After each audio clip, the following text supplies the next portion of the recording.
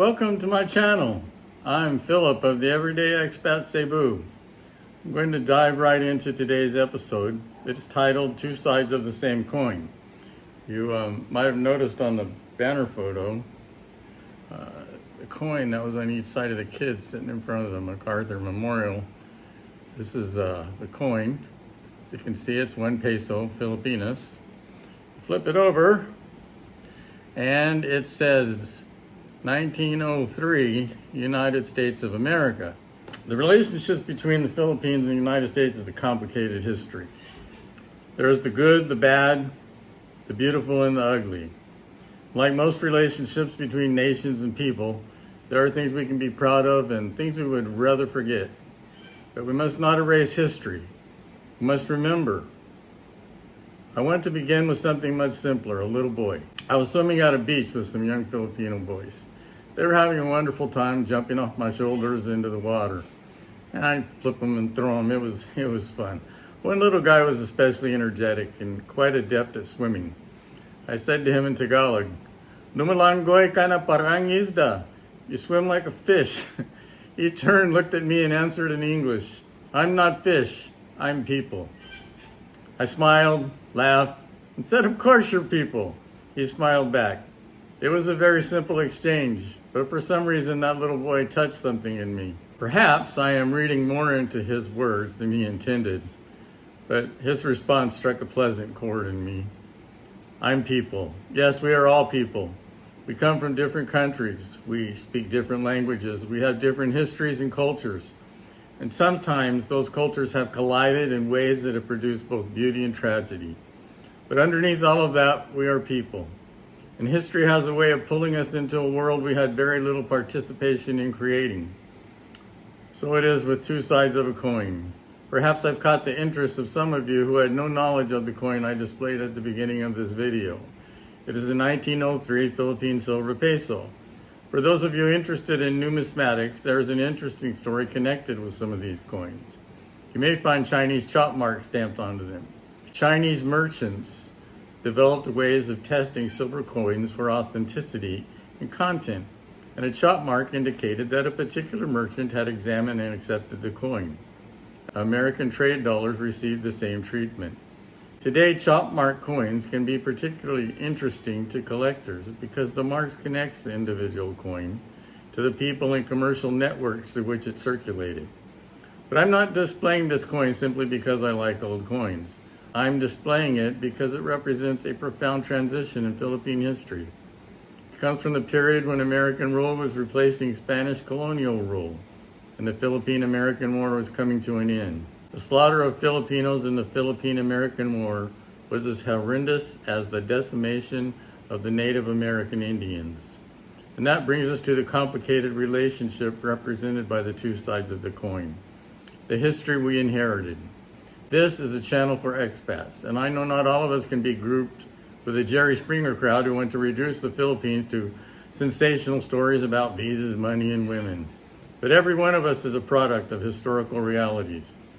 This is especially true for those of us who came here because of our retirement income. If it didn't provide the life we wanted in America, we saw an opportunity to come to the Philippines and to live. History, economics, and circumstance have pushed many of us toward a country with a remarkably deep connection to the United States. And that connection didn't begin in 1898. Filipinos had already crossed the Pacific centuries before the United States became a nation. Filipino sailors were part of the Spanish Pacific world and reached what would eventually become the United States. Filipinos established one of the earliest Asian communities in what is now the continental United States at St. Malo, Louisiana, first arriving in 1763. And Filipino sailors were reaching California through the Manila-Acapulco trade, first arriving in October 1587, before California became an American territory, and 80 years before the Quakers landed on the East Coast. So when American warship arrived in Manila Bay in 1898 and destroyed the Spanish fleet, America was not creating the first connection between Filipinos and the people who would eventually become Americans. It was entering a much older Pacific history. And that's one of the problems with history. There's too much of it. And much of it has traditionally been recorded by the powerful rather than by the people who lived through it. The American presence in the Philippines began as a colonial power. There was a brutal war. There was American administration. There was education and the enormous expansion of English. There was infrastructure and economic development. There was also genocidal violence, particularly in Samar, and repression and the loss of Filipino sovereignty. Then came World War II. America returned to the Philippines as a liberator, but that liberation came after an earlier period in which America itself had ruled the country. History is rarely as simple as good guys and bad guys. I saw something of that complexity myself. I was in Leyte for the 40th anniversary of the Leyte landing on October 20th, 1984. The banner photo for this video is of my 3 children, and beside them, the taller girl is a young Filipino girl who is their friend.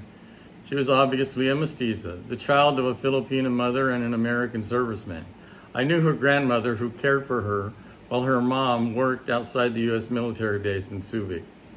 Her existence was another little piece of the enormous and complicated American presence in the Philippines. I had a friend, Levi Montes. He was the editor of the Tacloban newspaper, and he managed to get press passes for us on the day of the Leyte landing anniversary. So Levi, James Ballista, and I found ourselves sitting directly behind President Ferdinand Marcos while he gave his speech. I had been traveling throughout Leyte and had encountered the NPA, New People's Army, on numerous occasions.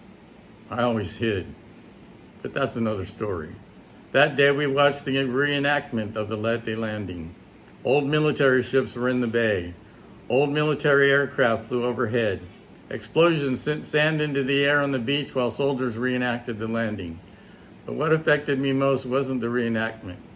It was watching Japanese men who had actually been there during the invasion standing with American veterans. They were old men now.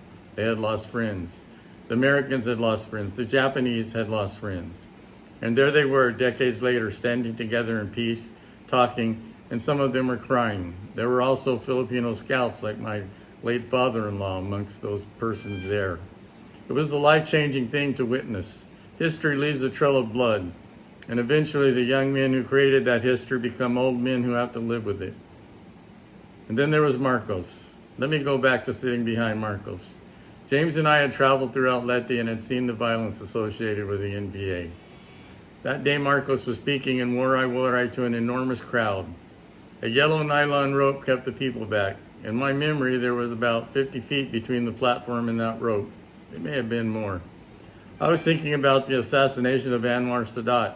I was thinking about the recent demonstrations in Tacloban where banners had carried the words, "Americans go home." I looked at James and Levi. One of us said, "Maybe we should leave." We were wondering if Marcos might get shot that day. He didn't, but I remember the feeling. And that is another thing about history. We don't simply inherit the events. We inherit the tensions, memories, resentments, loyalties, and relationships those events leave behind. Foreigners who arrive today via international airports are Americans, Canadians, Australians, Europeans, men and women from countries all over the world. Many of us have arrived here during retirement. Some came because their money goes further. Some came because they fell in love. Some came because they wanted an adventure. Some simply wanted a different life. And increasingly, there are foreign men and women who aren't simply visiting. They are starting businesses and meeting the regulations of partial ownership. They are investing. They are building houses. They are marrying Filipinos. They are raising children. They are becoming part of families. They are becoming neighbors. They are becoming members of communities. That is historically significant. Not because we are important people, most of us aren't, but because history is not made only by presidents, generals, and governments. Sometimes history is made by ordinary people who simply decide where they are going to live. What will our side of the coin look like? This is the question I really want to leave with you. What will our side of the coin look like? We cannot change what America did in the Philippines. We cannot change what Spain did. We cannot change World War II. We cannot change the American military presence. We cannot change the mistakes, abuses, wars, and misunderstandings that came before us. But we can decide what kind of foreigners we will be. We can be impatient and ignorant. We can complain constantly about how Filipinos do things differently from Americans. We can live inside an expat bubble and never really know the people whose country we have chosen to live in. Or we can do something different. We can learn. We can listen. We can be patient. We can be kind. We can become good neighbors. We can recognize that we are guests in someone else's country. And perhaps we can contribute something. Not because we are Americans who have come to save Filipinos. That would simply be another form of arrogance. But because we have lived long enough to have accumulated something worth sharing. Knowledge, experience, skills, friendship, resources, stories, perhaps even wisdom. And this brings me back to that little boy in the water. I'm not fish, I'm people. He reminded me of something that history can make us forget. Before we are Americans or Filipinos, before we are expats or immigrants, before we are rich or poor, before we are old or young, we are people. And perhaps that's where a better relationship between foreigners and Filipinos begins.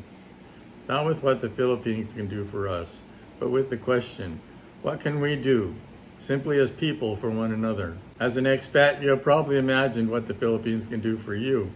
I think it's worth asking the other question, what can you do for the Philippines? Because you may have come here looking for your unimagined adventure. You may discover that the adventure isn't simply what happens to you. It may also be what you leave behind. I've said a lot today, and there's much more to explore. Maybe you'll join me for the next conversation. Leave a comment and tell me what interests you. But let's make it something more than visas and women. There's a whole history here, and we're living in it. Thanks for listening. Please watch my channel again. I might surprise you with some of my stories. If you'd like, subscribe, like, comment, and I'll respond. See you next time.